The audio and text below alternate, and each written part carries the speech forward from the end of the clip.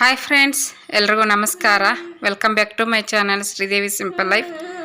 Friends ನೋಡ್ರಿ, ಇವತ್ತು ನಾನು ನಿಮ್ಮ ಜೊತೆಗೆ ಸಂಡೇ ಲಾಗನ್ನು ಇವತ್ತು ನಿಮ್ಮ ಜೊತೆ ಶೇರ್ ಮಾಡ್ಕೊಳಕತ್ತೀನಿ.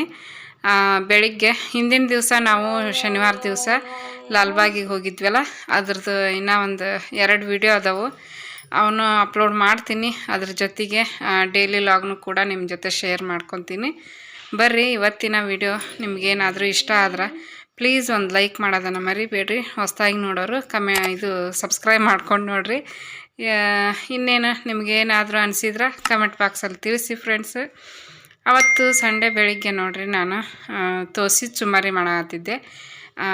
ಬಟಾಣಿ ಕಾಳು ಖಾಲಿಯಾಗಿದ್ದು ನೆನೆಸಿದ್ವು, ಅದಕ್ಕೆ ನೆನಪಾಯಿತು, ನೆನೆ ಹಾಕಿದೆ. ಮತ್ತು ಸೋಮವಾರದಿಂದ ಸ್ಕೂಲ್ ಸ್ಟಾರ್ಟ್ ಅಲ್ಲ ನಮಿತಂದು, ಹಂಗಾಗಿ ಇನ್ನು ರೈಸ್ ಐಟಮ್ ಡೈಲಿ ಮಾಡಬೇಕಾಗತ್ತಲ್ಲ, ಬೇಕಾಗುತ್ತೆ. ಪಲಾವು, ಟೊಮೆಟೊ ಬಾತು, ರೈಸ್ ಬಾತು ಈ ಥರ ಮಾಡೋಕ್ಕೆ ಬೇಕಾಗುತ್ತೆ ಅಂತ ಹೇಳಿಬಿಟ್ಟು ನೆನೆ ಹಾಕಿದೆ.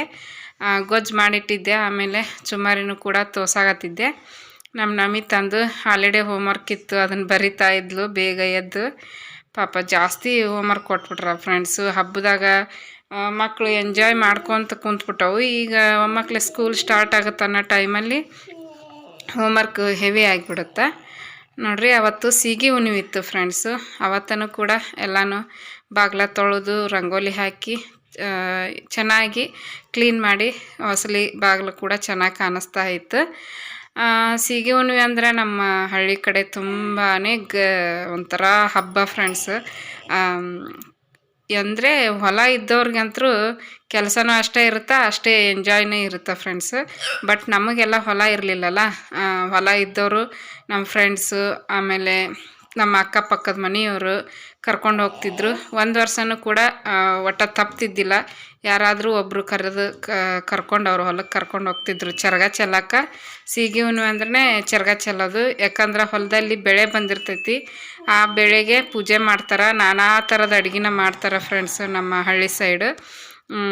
ಪುಣ್ಯವಂತರು ಒಂದು ವರ್ಷನೂ ನಮ್ಗೆ ಸೀಗೆ ಹುಣ್ಣಿಮೆಗೆ ಚರಗ ಚೆಲ್ಲೋದನ್ನು ನಿಂದ್ರಿಸ್ಲಿಲ್ಲ. ನಮ್ಮನ್ನ ಕರ್ಕೊಂಡು ಹೋದರು, ನಮ್ಮನ್ನ ಇಷ್ಟಪಡೋರು.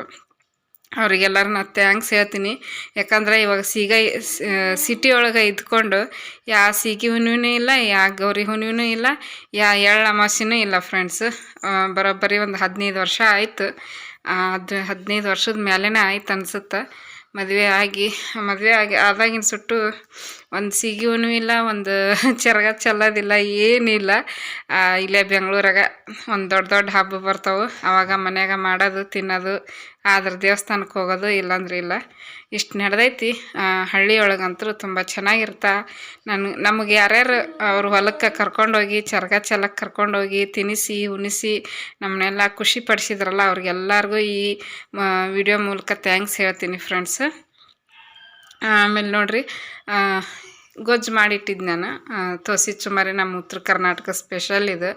ನಾವು ತೋಸಿ ಚುಮ್ಮರಿ ಅಂತೀವಿ, ಆಮೇಲೆ ಒಗ್ಗರ್ಣೆ ಅಂತೀವಿ. ಆಮೇಲೆ ಇಷ್ಟು 2 ನಮ್ಮ ಗದಗ ಸೈಡು ತೋಸಿ ಚುಮ್ಮರಿ ಅಂತೀವಿ, ಇಲ್ಲಾಂದ್ರೆ ಒಗ್ಗರ್ಣೆ ಅಂತೀವಿ. ಇನ್ನು ಬೇರೆ ಬೇರೆ ಕಡೆ ಏನಂತಾರಂದರೆ ಸೂಸ್ಲ ಅಂತಾರೆ ಫ್ರೆಂಡ್ಸ್. ಇವಕ್ಕೆಲ್ಲ ಉತ್ತರ ಕರ್ನಾಟಕದಾಗನ ನಾನಾ ರೀತಿ ಭಾಷೆಗಳದಾವು. ತುಂಬ ರುಚಿಯಾಗಿರ್ತಾವೆ ಫ್ರೆಂಡ್ಸು ತೋಸಿ ಚುಮ್ಮರಿ ಒಗ್ಗರ್ಣೆ. ಚಿಕ್ಕದು ಕಡಾಳ್ಗಿ ಸಾಲಿಲ್ಲ, ಅದ್ರೊಳಗೆ ಸಾಲೋದಿಲ್ಲ. ಯಾಕಂದ್ರೆ ಇವನ್ನ ಎಷ್ಟು ತಿಂದ್ರೂ ತಿನ್ಬೇಕು ಅನಿಸುತ್ತೆ ಫ್ರೆಂಡ್ಸು. ಆಮೇಲೆ ಹೊಟ್ಟೆ ತುಂಬಲ್ಲ. ಹಾಗಾಗಿ ಮಾಡೋ ಕೈಲೇ ಜಾಸ್ತಿ ಮಾಡಿಬಿಟ್ರೆ ಹೊಟ್ಟೆ ತುಂಬ ತಿಂದು ಆಸೆನ ತೀರಿಸ್ಕೋಬೋದು ಅಂತ ಹೇಳ್ಬಿಟ್ಟು ನಾನು ಜಾಸ್ತಿ, ಅಂದರೆ ಮೊನ್ನೆ ನಾವು ಹಬ್ಬಕ್ಕೆ ತೊಗೊಂಬಂದಿದ್ವಲ್ಲ, ದಸರಾ ಹಬ್ಬ ಆಯುಧ ಪೂಜಕ್ಕೆ ಪಳಾರ ಹಂಚ್ಬೇಕಂತ ತೊಗೊಂಬಂದಿದ್ವಿ. ಬಟ್ ಪಳಾರ ಹಂಚಕ್ಕೆ ಯಾರೂ ಇರಲಿಲ್ಲ, ಮಕ್ಕಳೆಲ್ಲ ಒಳಗಡೆ ಸೇರ್ಕೊಂಡ್ಬಿಟ್ರು. ಉಳಿದಿದ್ವು ಅವನ್ನೆಲ್ಲ ನಾವು ಇವತ್ತು ನೋಡಿರಿ ಸಂಡೇ ದಿವಸ ಒಗ್ಗರ್ಣೆ ಮಾಡಿಬಿಟ್ಟಿನಿ. ಮಸ್ತಾಗಿತ್ತು ಫ್ರೆಂಡ್ಸು. ಇದ್ರ ಮೇಲ್ಗಡೆ ನಾವು ಈ ಥರ ಎಲ್ಲ ಕಲಿಸ್ಬಿಟ್ಟು ಆಮೇಲೆ ಲಾಸ್ಟಿಗೆ ನಾವು ಪುಟಾಣಿ ಅಂತೀವಿ, ಕಡಲೆಪಪ್ಪು ಅಂತಾರೆ ಬೆಂಗಳೂರು ಸೈಡು. ಅದ್ರದ್ದು ಪೌಡ್ರನ್ನ ಮೇಲೆ ಹಾಕ್ಕೊಂಡು ತಿಂದ್ರೆ, ಮ್ಯಾಗ ಹಾಕಿ ಕಲಿಸಿ ಅದ್ರ ಮೇಲ್ಗಡೆ ಡಾನಿ ಅಥವಾ ಖಾರ ಈ ಥರ ಹಾಕ್ಕೊಂಡು ತಿಂದ್ರೆ ತುಂಬ ರುಚಿಯಾಗಿರುತ್ತೆ.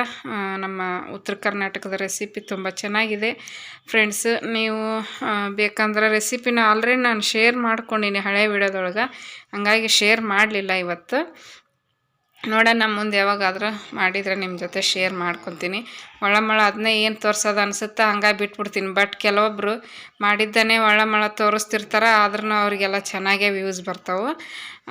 ಇರಲಿ, ಅವ್ರದ್ದವ್ರಿಗೆ ನಮ್ಮದು ನಮಗೆ, ನಮ್ಮ ಲಕ್ ನಮಗೆ, ಅವ್ರ ಲಕ್ ಅವ್ರಿಗೆ. ನೋಡಿರಿ ಈಗ ಚಾಕಿಟ್ಟೀನಿ ಪಕ್ಕಕ್ಕೆ. ಚುಮ್ಮರಿ ರೆಡಿ ಆಯಿತು. ರೆಡಿ ಆದಮೇಲೆ ಮತ್ತು ಅದು ತಿಂದಮೇಲೆ ಚಹಾ ಅಂತೂ ಬೇಕು. ಹೊರಗಡೆ ಬೇರೆ ವಾತಾವರಣ ಫುಲ್ ಕೋಲ್ಡು, ಹಂಗಾಗಿ ಚಾಕಿಟ್ಟಿದ್ದೆ. ಚಹಾ ಕುದಿಯಾಗತ್ತಿತ್ತು. ಫಸ್ಟ್ ನೀರಿಗೆ ಚಹಾ ಪುಡಿ ಹಾಕಿ ಕುದಿಸ್ತೀನಿ, ಆಮೇಲೆ ಹಾಲು ಹಾಕಿ ಆಮೇಲೆ ಸಕ್ಕರೆ ಹಾಕ್ತೀನಿ ಫ್ರೆಂಡ್ಸ್. ಅರ್ಧ ನೀರು ಅರ್ಧ ಹಾಲು ಹಾಕಿ ಮಾಡ್ತೀನಿ ನಾನು. ಪೂರ್ತಿ ಹಾಲಿನಾಗ ಚಹಾ ಮಾಡೋದಿಲ್ಲ. ಪೂರ್ತಿ ಹಾಲಿನಾಗ ಮಾಡಿದ್ರೆ ಅಷ್ಟು ಕುಡಿಯೋಕೆ ಮನಸ್ಸಾಗಲ್ಲ, ಒಂಥರ ಮಂದು ಅನ್ನಿಸ್ತೈತಿ. ಹಾಗಾಗಿ ನಾನು ಅರ್ಧ ನೀರು ಅರ್ಧ ಹಾಲು ಹಾಕಿ ಚಹಾ ಮಾಡ್ತೀನಿ. ಚೆನ್ನಾಗಿರುತ್ತೆ. ತೀರೆ ಮಂದನೂ ಇರಲ್ಲ, ತೀರೆ ತಿಳಿವೂ ಇರಲ್ಲ, ಮೀಡಿಯಮ್ ಆಗಿರುತ್ತೆ. ನೋಡಿರಿ ಈಗ ಸಕ್ಕರೆ ಹಾಕಾಕತ್ತೀನಿ. ಸ್ವಲ್ಪ ಚಾಕ್ ಸಕ್ಕರೆ ಕರೆಕ್ಟಾಗಿದ್ರೆ ಚಹಾ ಕುಡಿಯೋಕೆ ಮನಸ್ಸಾಗುತ್ತೆ ಫ್ರೆಂಡ್ಸು. ಇವಾಗೆಲ್ಲ ಶುಗರು ಅದು ಇದು ಅಂತ ಹೇಳ್ಬಿಟ್ಟು ಸಕ್ಕರೆಗೆ ಚಾಕ್ ಸಕ್ಕರೆನ ಜಾಸ್ತಿ ಹಾಕೋದೇ ಇಲ್ಲ. ಬಟ್ ನಮಗದು ಕುಡಿಯೋಂಗೆ ಆಗಲ್ಲ, ಸಪ್ಪಿದ್ರೆ ರೂಢಿ ಬಿದ್ದುಬಿಟ್ಟೈತಿ. ಇದು ನೋಡಿರಿ ಮಕ್ಕಳೇ, ಮಧ್ಯಾಹ್ನದ ಲಾಗನ್ನು ನಿಮ್ಮ ಜೊತೆ ಶೇರ್ ಮಾಡ್ಕೊಳಕತ್ತೀನಿ.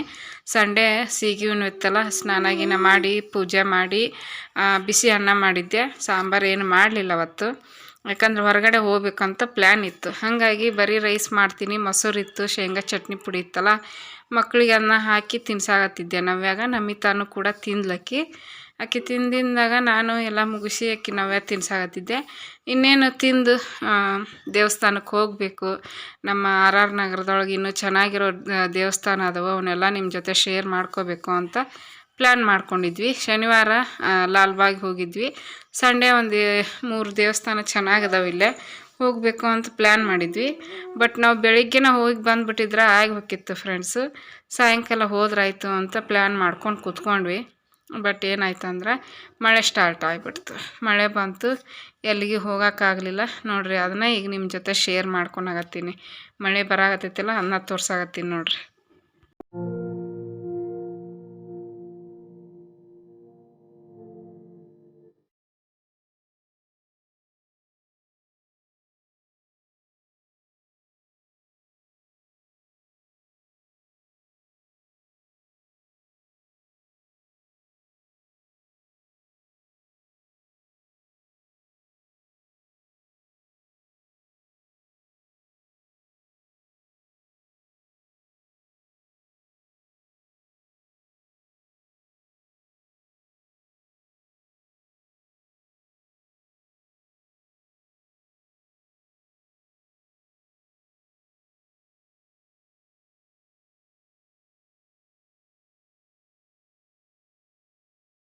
ಹಾಯ್ ಫ್ರೆಂಡ್ಸ್, ನೋಡಿರಿ ಈಗ ಮತ್ತೆ ಕಂಟಿನ್ಯೂ ಮಾಡಕತ್ತೀನಿ ವ್ಲಾಗ್ನ. ಹೊರಗಡೆ ಮಳೆ ಬರಾಕತ್ತೈತಿ. ಇವತ್ತು ದೇವಸ್ಥಾನಕ್ಕೆ ಹೋಗ್ಬೇಕು ಅಂದ್ಕೊಂಡ್ವಿ, ಬಟ್ ಆಗಲಿಲ್ಲ ಹೋಗಕ್ಕೆ. ಮಳೆ ಒಂದು 3 ಸ್ಟಾರ್ಟ್ ಆಗೈತಿ. ಜಿಟಿ ಹತ್ತೈತಿ, ಜೋರಿಲ್ಲ ಏನಿಲ್ಲ, ಜಿಟಿ ಮಳೆ. ಫುಲ್ ಎಲ್ಲ ರೆಡಿ ಆಗೈತಿ. ಪೂಜೆ ಗೀಜೆ ಎಲ್ಲ ಮಾಡಿ ಊಟ ಮಾಡಿ ರೆಡಿ ಆದ್ವಿ. ಹೋಗಬೇಕು, ಲಘುನ ಹೋಗಿ ಲಘು ಬರ್ಬೇಕಂತಂದು. ಬಟ್ ಹೋಗೋಕ್ಕಾಗಲಿಲ್ಲ. ಹಿಂಗೆ ನೋಡಿರಿ, ಹೋಗ್ಬೇಕಂದಾಗ ಹಿಂಗೆ ವಾತಾವರಣ ನಮ್ಮನ್ನ ತಡೆದು ನಿಂದಿರ್ತೈತಿ. ವಾತಾವರಣ ಚಲೋ ಐತೆ, ನಮಗೆ ಹೋಗೋಕ್ಕಾಗೋದಿಲ್ಲ. ಬಟ್ ಅಡ್ಜಸ್ಟ್ ಆಗ್ತಾಯಿಲ್ಲ. ಯಾವಾಗ ಹೋಗ್ಬೇಕು ಯಾವಾಗ ಬಿಡ್ಬೇಕು ಅನ್ನೋದು ಗೊತ್ತಾಗ್ತಾನೆ ಇಲ್ಲ. ಬೆಳಗ್ಗಿನ ಹೋಗಿ ಬಂದುಬಿಟ್ಟಿದ್ವಿ ಅಂದ್ರೆ ಹೋಗಿತ್ತು. ಬೆಳಿಗ್ಗೆ ಒಂದು ಸ್ವಲ್ಪ ಲೇಟ್ ಆಗೈತ್ವಲ್ಲ, ಹಂಗಾಗಿ ಹೋಗೋಕ್ಕಾಗಲಿಲ್ಲ. ಏನು ಮಾಡೋಕ್ಕಾಗಲ್ಲ, ನೋಡೋಣ ನೆಕ್ಸ್ಟ್ ವೀಕ್ ಆದರೂ ಹೋಗಿ ಬರ್ತೀವಿ ದೇವಸ್ಥಾನ. ಇಲ್ಲಿ ತುಂಬ ಚೆನ್ನಾಗಿದ್ದಾವೆ ದೇವಸ್ಥಾನ, ಒಂದು 2-3. ಈಗ ನಾನು ಸಾಯಂಕಾಲ ಆಯಿತು, ಕಾಫಿ ಕುಡಿದ್ಬಿಟ್ಟು ಇನ್ನೇನು ಕೆಲಸನೇ ಎಲ್ಲ ಆಗೈತಿ. ಅಡುಗೆ ಮಾಡ್ಬೇಕು ರಾತ್ರಿಗೆ. ನಮ್ಮ ತಂಗಿ ಮನೆಗೆ ಹೋಗ್ಬೇಕು ಅಂದ್ಕೊಂಡ್ವಿ. ಮಳೆ ಇನ್ನೂ ಜಿಟಿ ಹತ್ತೈತಿ. ನೋಡ್ತೀವಿ, ಅಲ್ಲಿಗೆ ಹೋದ್ರೆ ಅಲ್ಲಿಗೆ ಹೋಗ್ತೀವಿ, ಇಲ್ಲಾಂದ್ರೆ ಇಲ್ಲೇ ಅಡುಗೆ ಮಾಡಿಕೊಂಡು ಊಟ ಮಾಡ್ತೀವಿ. ನಾಳೆ ಸೋಮವಾರದಿಂದ ಹಾಕಿದ್ದು ಸ್ಕೂಲ್ ಸ್ಟಾರ್ಟ್. ನಮಿತಂದು ಮತ್ತು ಬೇಗ ಎದ್ದೇಳಬೇಕು, ನಾಷ್ಟ ಮಾಡಬೇಕು. ಹಂಗೆ ಚಲೋ ಇನ್ನ ಏನಮ್ಮ ಏನು ನೋಡ್ರಿ ಅಮ್ಮ ಅಂತತಿ. ಹೊರಗೆ ಹೋಗ್ತೀಯಾ? ಹೊರಗೆ ಹೋಗ್ತೀಯ ನೀನು? ಏನು ಮಮ್ಮಿ ಜೊತೆಗಿರ್ತೀಯ? ಹಾಂ,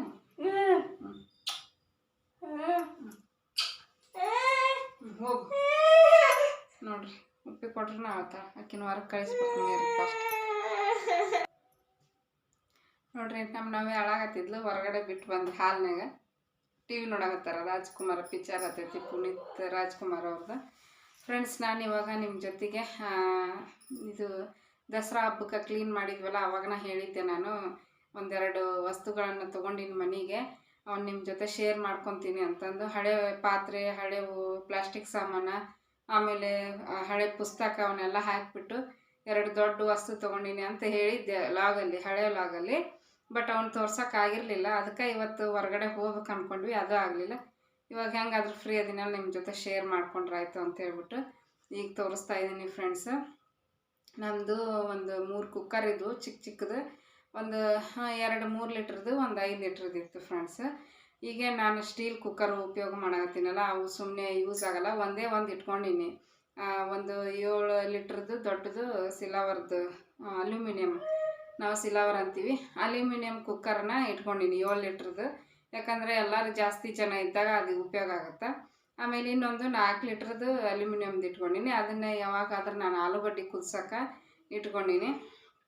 ಆಮೇಲೆ ಸ್ಟೀಲಿನ ಕುಕ್ಕರ್ ಅಂತೂ ನಾನು ಸಾಂಬಾರು ಮಾಡೋಕೆ, ಬ್ಯಾಳೆ ಕುದಿಸ್ಕೊಳಕ್ಕೆ, ಆಮೇಲೆ ರೈಸ್ ಮಾಡೋಕೆ ಅದು ಅನುಕೂಲ ಆಗುತ್ತೆ. ಹಾಗಾಗಿ ಅದನ್ನ ಇಟ್ಕೊಂಡಿನಿ ಫ್ರೆಂಡ್ಸ್. ಇನ್ನು ಮಿಕ್ಕಿದ್ದು 3 ಲೀಟ್ರದ್ದು, ಒಂದು 5 ಲೀಟ್ರದ್ದು ಹಾಕಿಬಿಟ್ಟೆ ನಾನು. ಅವು ಏನು ಉಪಯೋಗ ಇರಲಿಲ್ಲ, ಹಾಗಾಗಿ ಇಟ್ಕೊಂಡು ಏನು ಮಾಡೋದು ಮನ್ಯಾಗ ಅಂತೇಳಿ ಹಾಕಿ ಇವಾಗ ಒಂದು 2 ವಸ್ತು ಬಂದವು ಅದ್ರ ಮೇಲೆ. ಅದಕ್ಕೆ ನಾನು ಬರೀ ಎಷ್ಟು ಕೊಟ್ಟಿನಿ ಅಂತ ಹೇಳ್ತೀನಿ ಫ್ರೆಂಡ್ಸ್. ಇವೆರಡು ಸೇರಿ ಹಳೆ ಸಾಮಾನು ಎಲ್ಲ ಹಾಕಿಬಿಟ್ಟು ಎಷ್ಟು ಕೊಟ್ಟಿನಿ ಅಂತ ಲಾಸ್ಟಲ್ಲಿ ಹೇಳ್ತೀನಿ. ಈಗ ಬರೀ ತೋರಿಸ್ತೀನಿ ಏನು ತೊಗೊಂಡಿನಿ ಅಂತಂದು.